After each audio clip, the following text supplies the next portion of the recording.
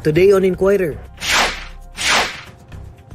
President Marcos tells Congressman Teves to return to the Philippines. So, mas maaga kang makauwi, mas marami pang option ang mapangyayari. Pero pagka masyado ng late, wala na, mapipilitan ang gobyerno, we will have to move without any discussions with him.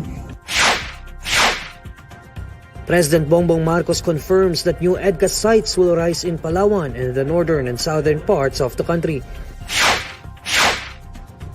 Chief Presidential Legal Counsel Juan Ponce Enrile wants to scrap the constitutional ban on nuclear weapons. And Land Transportation Office to impose cap on driving schools fees.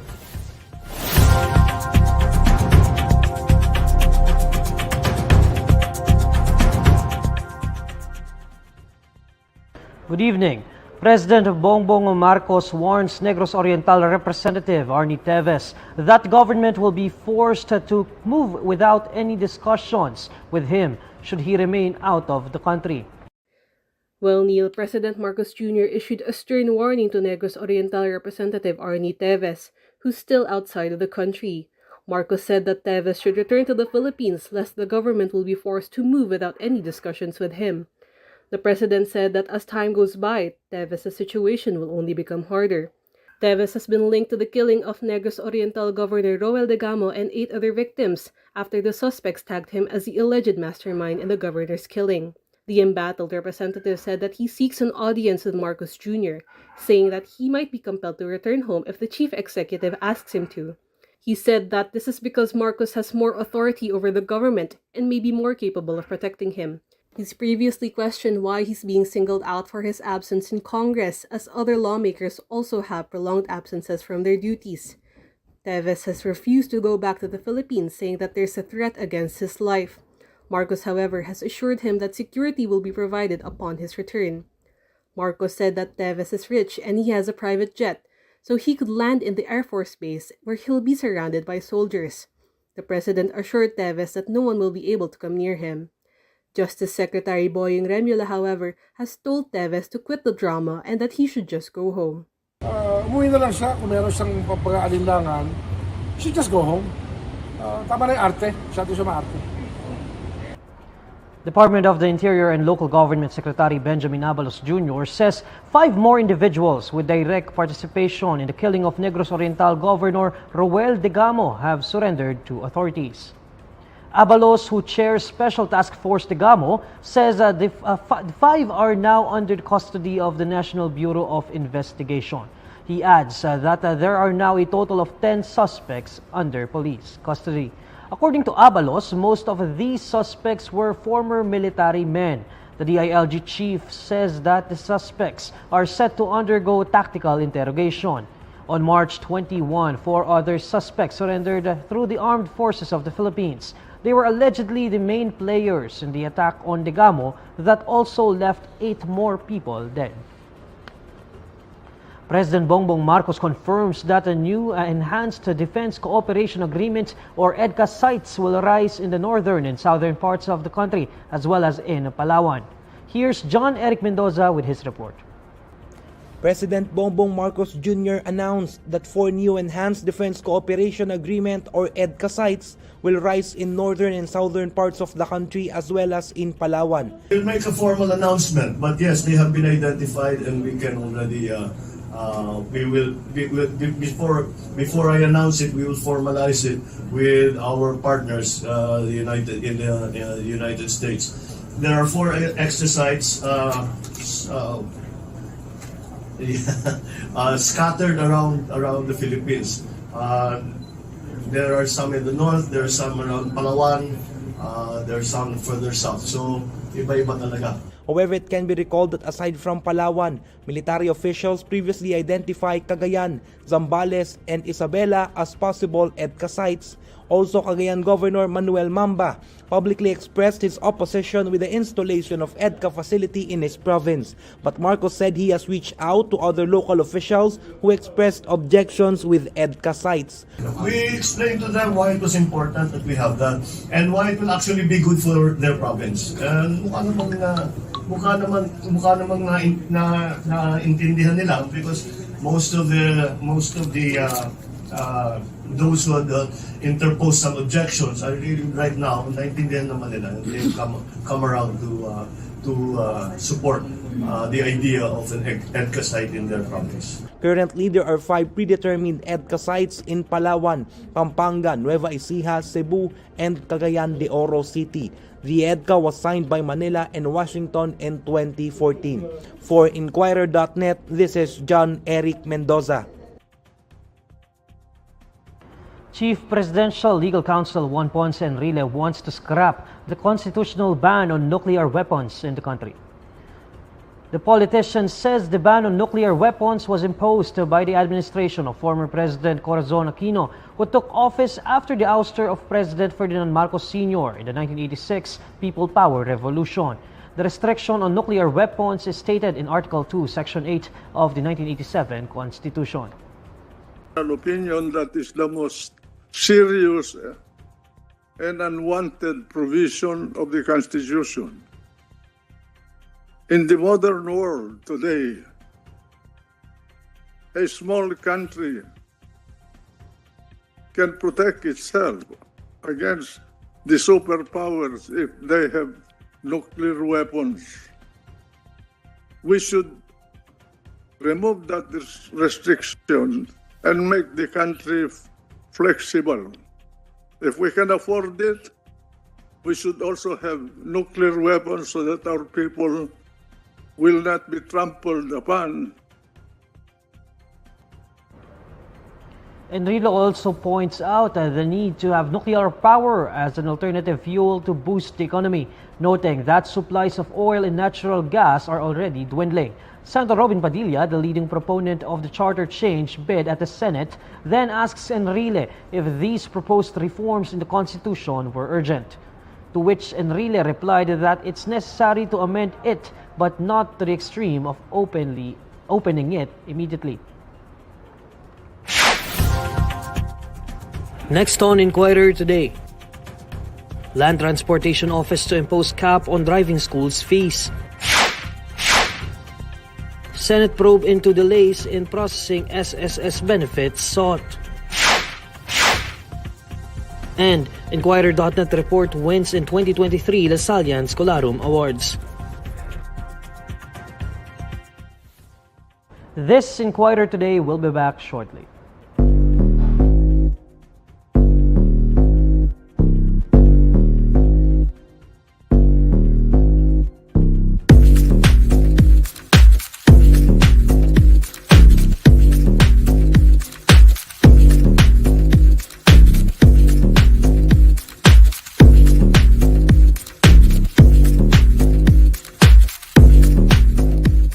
Hello, I'm Paul Sumayo. I'm Jedi Directo, and we're owners of Barbershop here in Degamo. Barbero is a wordplay between Barbie, which is kind of also a slur, no? Especially sa mga effeminate gays. But there was a viral video that came out na sabi ko na nga ba Barbie? Parang there was a na may batang pumili ng Barbie. We kind of led with that. And Barbie has always been associated with kabaklaan. And then we also paired it with Barbero, which is, the Filipino term for barbers.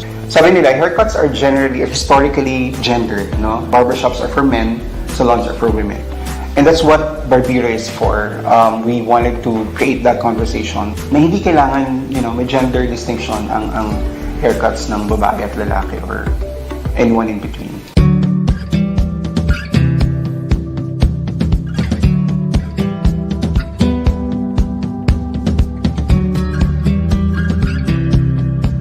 Coming from personal experience, would take two brothers to the barbershop. Kahit out and proud ako nun sa Camarines where I was young, I was in my teens. Still, it's uncomfortable because parang they would look at me. I had to sort of scale down the way I look imbes na I would go for the floral prints. Pag pupunta kami sa barbero ng kapambahay and maluwag na basketball shorts. So I would borrow from uncles or cousins. That level of discomfort pa lang without even someone initiating it is really, kind of a horrific experience na parang nagagaling sa loob. It's really more trying to act, boyish, diba? Parang that's how you want to get treated normally.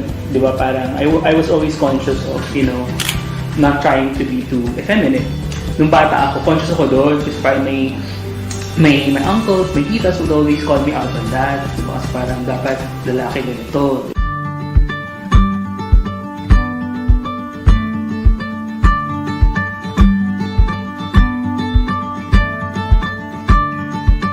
Being a safe space essentially means that you're able to become your authentic self within that space. Kasi if may spaces na hindi safe for you, then of course you'd actually essentially look for a safe space. We would encounter customers, especially the trans-masculine customers. They kind of like the fact that we address them properly, especially yung mga, the trans-masculine lesbians. They kind of like the fact na we address them as sir or boss or chief. Kind of a horrifying story for them na pag pumunta sila ng salon, ma'am. Pag pumunta sa barbershop, ma'am pa din. May mga customers kami who would open up na sila mismo yung nag-open up. And that's how we liked it. Kasi the fact that they're opening up, that's a good sign for us na we're doing our job as a safe space.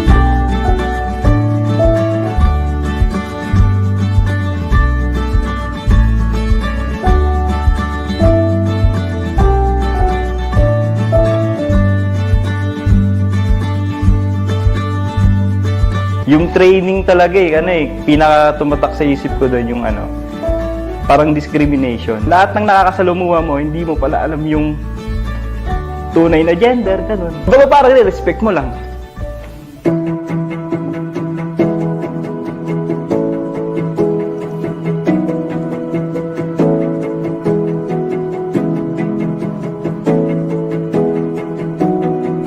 We're trying to think about like parang what a queer barbershop should actually look like. Basically, we kind of like settled on the idea na it doesn't really have to parang show its queerness right off the bat, but announcing ourselves as queer owners who welcome anybody, diba, in this safe space. Yeah. Yun, it's enough.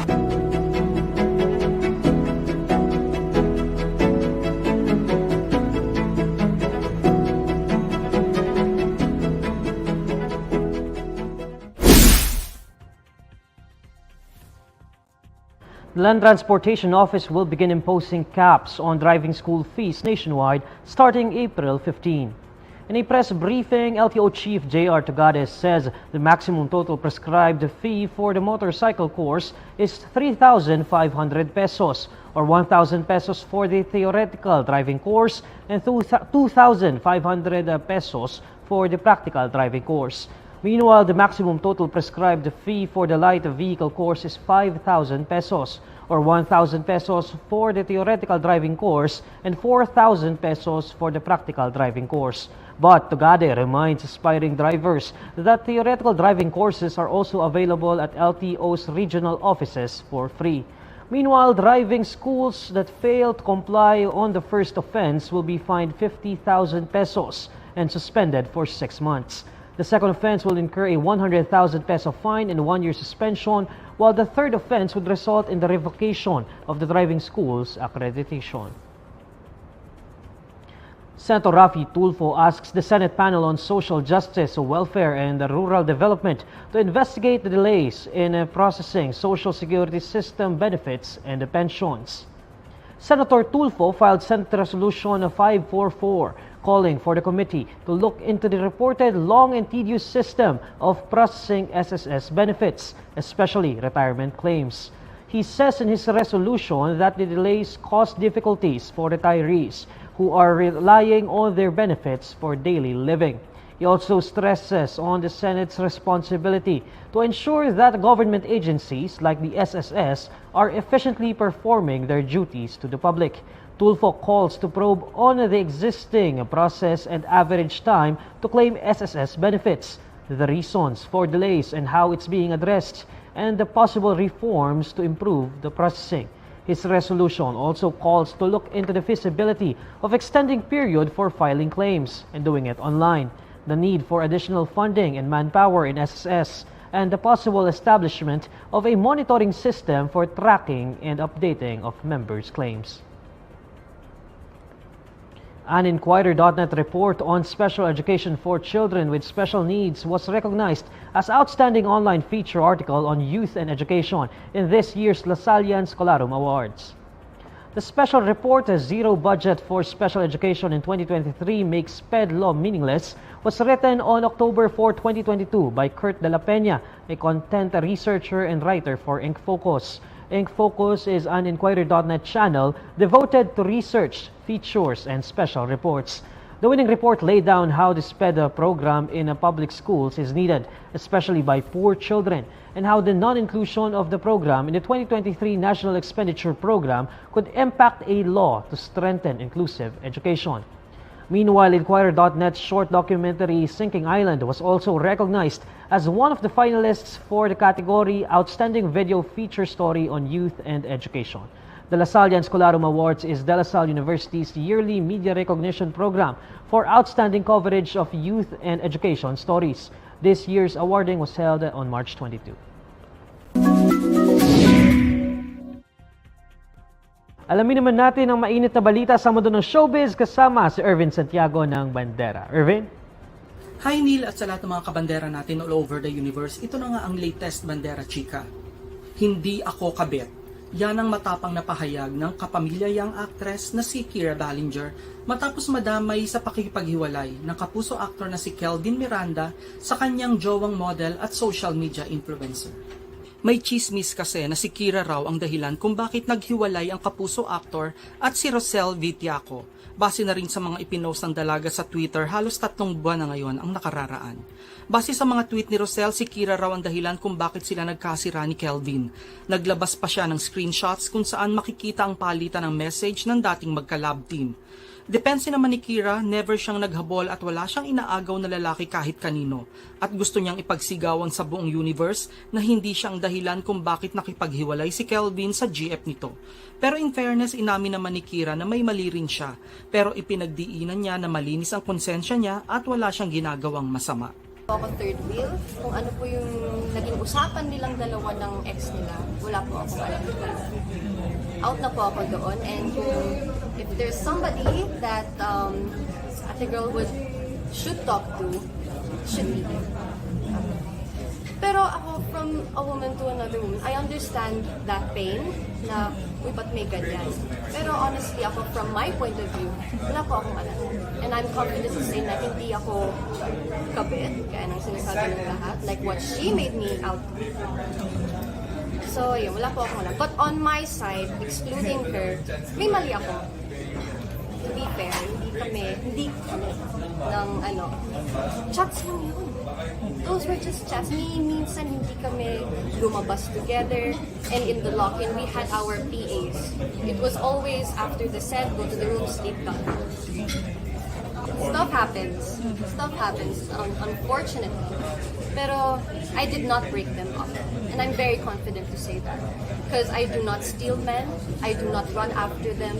They come to me. And it was my mistake. I entertained one too many. And I am sorry for that.